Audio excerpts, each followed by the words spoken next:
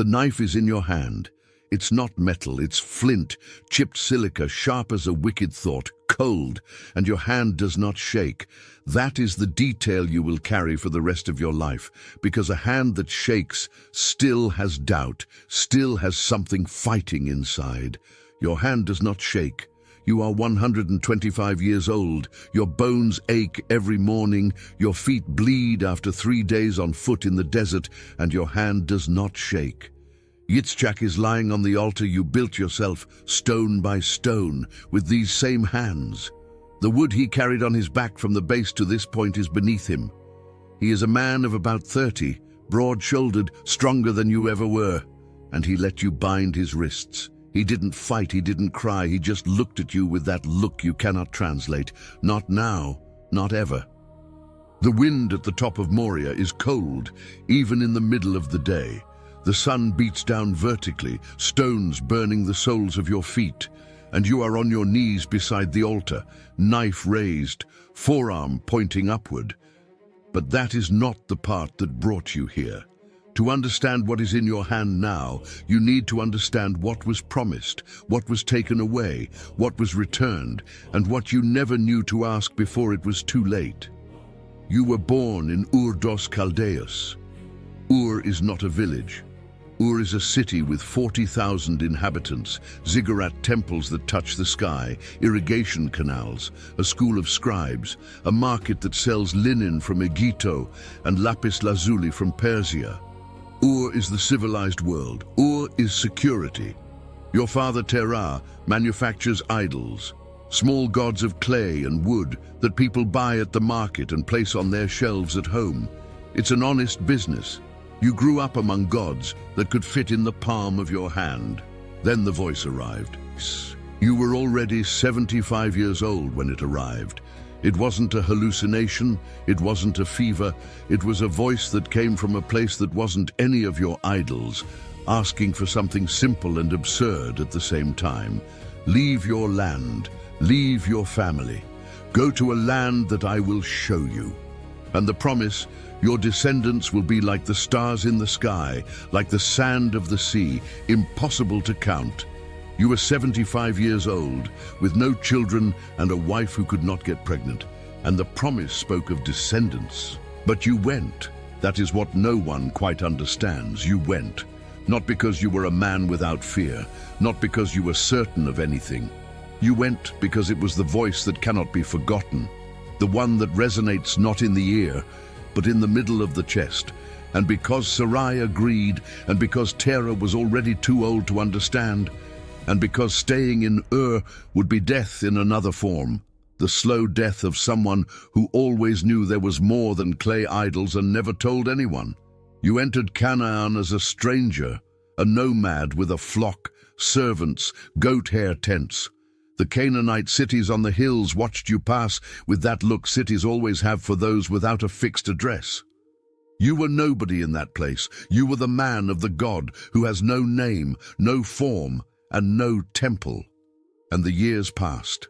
10 years in Canaan, still no child. Sarai came to you with a solution that was practical and common in the 18th century before Christ in that region. The Egyptian servant, Hagar. A second wife by customary law. A solution to the problem of the heir. You accepted because 10 years are 10 years, and sometimes a promise seems to grow cold. Ismael was born. You held him in your lap at 106 years old. A baby with dark skin like Hagar, restless eyes, a clenched fist. You thought, it's him, it's through him. But it wasn't. The voice returned. It said it wasn't Ismael. It said that Sarai, who would now be called Sarah, was going to get pregnant herself at 90 years old. You laughed, remember? The narrative records this. You fell on your face and laughed because 90 years is 90 years. But you also didn't argue. This is the difference that will matter in a moment. You knew how to argue when you wanted to. You argued with Deus about Sodoma. This is no minor detail. When the voice announced it was going to destroy those cities, you stood your ground and asked, What if there are 50 righteous people inside? Will you kill the innocent with the guilty? Is this your justice? And the voice said, no. 45. No. 40. No. 30. No. 20. No. 10. No. You bargained with Deus. You, a nomad without land, without a temple, without an army, stood there and reduced the price of an entire city from 50 to 10 like a merchant in the bazaar of Ur. And the voice accepted every round. This was the man you were, the man who had left Ur 75 years ago. A man who asked questions, a man who pushed back. Isaac was born a year after the renewed promise. You were 100 years old. Sarah was 90. The labor lasted an entire night, and you stayed outside the tent, hands joined, unable to pray, just listening, waiting. When the baby's cry cut through the desert air, you sat on the ground because your legs gave way. Yitzhak, in Hebrew, he laughs, or he will laugh, or may he laugh, all three at once. Sarah held him first. You saw him in her arms, small, wrinkled, noisy, and you understood something that 25 years of waiting hadn't fully taught you, that a promise is abstract until it becomes flesh, until it has weight, until it needs milk to survive, until it cries in the middle of the night while the whole tent stays awake listening. You watched him grow. 10 years, 20, 30. Isaac was different from Ismael, quieter, more observant, the kind of man who stays silent in a conversation and only speaks when he has something the others haven't said yet. You taught him to tend the flock, to recognize when a sheep is sick before the symptoms appear, to build an altar. You taught him how to build an altar, the correct way to stack the stones, the type of wood that burns best, how to position the animal. He learned well. You didn't know yet for what. The order arrived at night. It didn't come with thunder. It didn't come with a vision. It came the same way it always did, that voice that doesn't leave the chest. And the words were the heaviest you had heard in 125 years. Take your son, your only son, the one you love. Isaac, go to the land of Moriah. Offer him there as a burnt sacrifice on one of the mountains I will show you. You stood still. You didn't ask to repeat it. There was nothing to ask. The voice was the same voice as always, the voice that took you out of Ur, the voice that promised children like stars, the voice that saved Sodoma for 10 people. You knew this voice. It was impossible to mistake, and you said nothing. This is what separates you from Sodoma. With Sodoma, you had an argument, the injustice of killing the innocent with the guilty. It was a matter of logic, of justice, a discussion that Deus himself invited because the injustice was objective. With this, you have no argument, because the promise said, it is through Isaac that your offspring will be named, and the order says, kill Isaac. You cannot use the promise against the order because the one who made the promise is the same one who gave the order. There is no logic to be defended. There is no glaring injustice. There is only the impossibility of two things that cannot be true at the same time, and the voice says, both are. What do you do with a Deus who uses his own promise as a weapon? You stayed awake that night. The narrative does not record what you thought. 3,000 years of scholars have tried to guess. The Danish philosopher Søren Kierkegaard said that Abraham's silence was the most terrifying in human history, that silence is the demon's snare, that the more a person remains silent, the more powerful the demon becomes. But perhaps there was no demon at all. Perhaps you simply had no argument. And a man who lived 100 years knowing how to argue when he should, when he reached the only argument that truly mattered, discovered there was nothing to say. You got up early the next morning. Before the sun, you woke 2 servants. You woke Isaac. You didn't say where you were going. You cut the wood yourself with the hands that knew this work. You carried the fire in a vessel with live coals. You put the knife in your belt, and you left. The journey lasted 3 days. Beersheba to Moriah is approximately 64 kilometers in a straight line. plus the climbs and descents of the Judea terrain.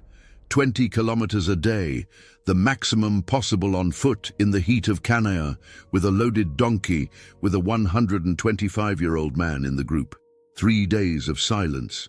On the first day, with the sun still high, you crossed the Negev steppe. The smell of parched earth, wild thyme crushed under sandals, the sweat of the donkey mixed with the white dust of limestone. The servants talked in low voices about things men talk about when they don't know what awaits them: provisions, the flock left in Beersheba, the weather. Isaac didn't talk to them. He walked about 3 steps ahead of you, his back straight, the firm stride of his 30-odd years, a march that your 125 years could never again match. You looked at the back of his neck for hours. On the second day, after you camped, Isaac stayed awake late. You pretended to sleep. You heard his breathing change several times, the kind of breathing of someone who is thinking, not sleeping. You heard him turn in his blanket. You heard the silence between the turns, which was worse than any question. The embers of the fire you had lit for cooking still flickered weakly in the wind. You stayed with your eyes closed, motionless, and said nothing. There was nothing worth saying. On the third day, when you saw Moriah on the horizon, you stopped the servants. "Stay here with the donkey. The boy and I will go over there to worship, and then we will return to you." "We will return." You said, "We will return." To this day, you don't know what you meant by that. If it was a lie to protect them, if it was a hope that didn't yet have a name, if it was the only word your mouth could form because the alternative was being unable to take another step. You took the wood off the donkey and placed it on Isaac's back. You took the fire and the knife, and you went up together. That was when he asked, "My father, here is the fire, here is the wood, but where is the lamb for the sacrifice?" You looked ahead. You kept walking, and you said the phrase that is perhaps the densest in the entire text. "Deus himself will see to the lamb for the sacrifice, my son." The rabbis argue to this day about what you meant, if it was prophecy, if it was genuine faith that Deus would stop you, if it was the answer of a father who couldn't look his son in the face and tell the truth, if it was all of those at once. The Hebrew word the Torah uses there, yireh, is the same root as Moriah, the same Deus who sees, the Deus of vision, of revelation. Perhaps you knew that this Deus was going to see something you didn't see yet. Perhaps you knew nothing and just needed to keep walking.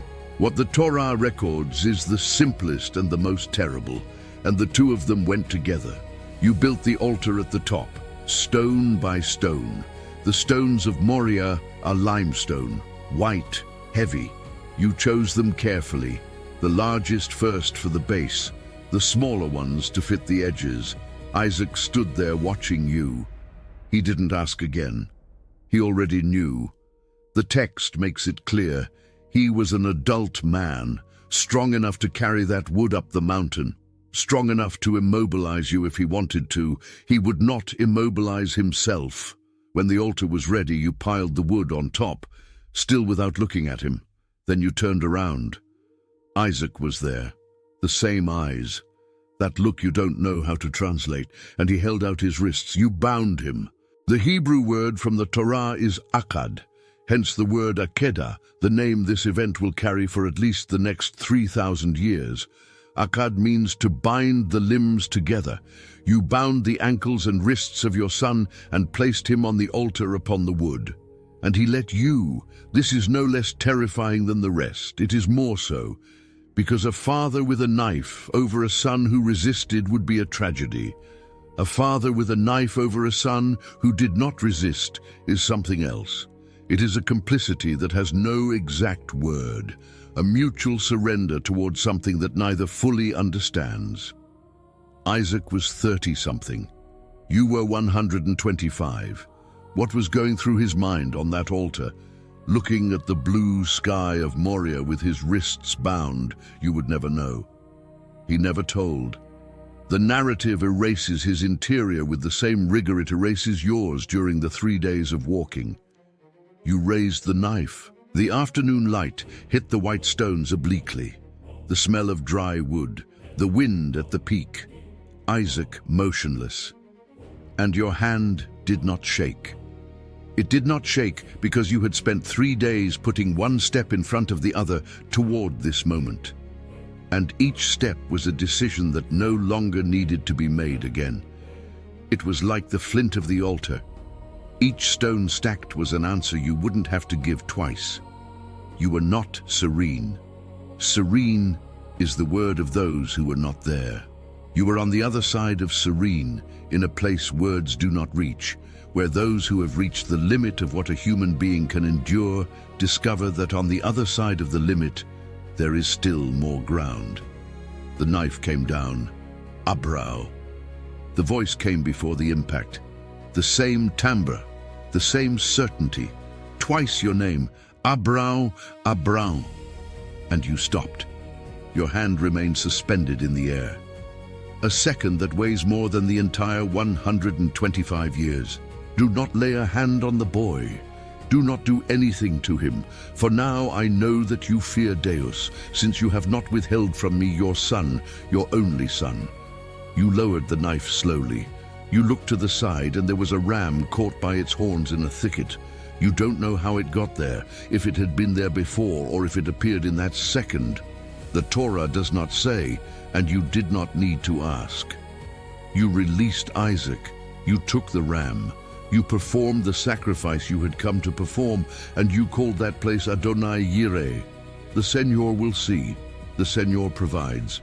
But in Hebrew, the word is the same. Seeing and providing are the same root. The Deus who sees is already providing in the act of seeing. You named the mount with the answer you had given Isaac on the way up, when you still didn't know if it was promise or despair. It ended up being both. You descended the mountain. The Torah records that you returned to the servants, that you went back together to Beersheba, but there is one thing the Torah does not record, and scholars noted this centuries ago, and no one has yet answered it satisfactorily. Isaac is not mentioned in the descent. Abrao returned to the servants. Abrao returned to Beersheba. Isaac, on whom the whole story depended, whom the whole text was about, disappears from the record the moment he steps down from the altar and only reappears 2 chapters later when a servant of his father goes to find a bride for him in a distant land. There is no record of you and Isaac speaking after Moriah. There is no record of what he said when you undid the bindings. There is no record of the path down, whether you walked side by side or with distance between you, whether he stayed ahead or stayed behind. The Torah, which is a text of surgical economy where every word was chosen, simply removes Isaac from the scene the moment he descends from the altar. Sarah died shortly after. 127 years old in Kiryat Arba, the commentators of the Talmud say that the news of what happened in Moriah reached her, and that is what killed her, not age. The news. You bought the field of Machpelah to bury her. You negotiated the price with the Hittites of the region, 400 shekels of silver, weighed according to the current weight among merchants. The same precision you put into the stones of the altar, you put into the negotiation for the burial field. Life continued in the only way life knows how to continue, one transaction at a time. What remained between you and Isaac after that mountain, no one knows. The text does not keep it. Perhaps there were not enough words. Perhaps the problem with surviving something of that magnitude together is exactly that. Surviving doesn't erase, it only pushes inward. And what stays inside occupies more space than any word the two could have said. You reached 175 years. Isaac was by your side when you died, along with Ishmael, the 2 sons you had by different women who grew up apart, who reunited only at the funeral. The Torah records this, those 2 names together in a single sentence, like a reconciliation that the text does not explain and does not need to. You were buried in the cave of Machpelah beside Sarah. Mount Moriah remained empty for centuries. Later, Davi bought the threshing floor of Araunah, the Jebuseu, on that same peak. Later, Salomon built the Templo. For 1,000 years, the same place where you raised a knife over your son became the place where the priests performed sacrifices every day. Lambs and oxen and doves. The smell of blood and incense constant, people arriving from all over the world to speak with the same deus who stopped you in time. Much later, on that same mountain, another son carried wood up the hill. That one you did not see. But the name you gave the place was still there. Adonai Yireh, the Señor will see, the Señor will provide. The phrase you said to Isaac without knowing if it was faith or despair ended up being the name of the place for all the centuries that followed.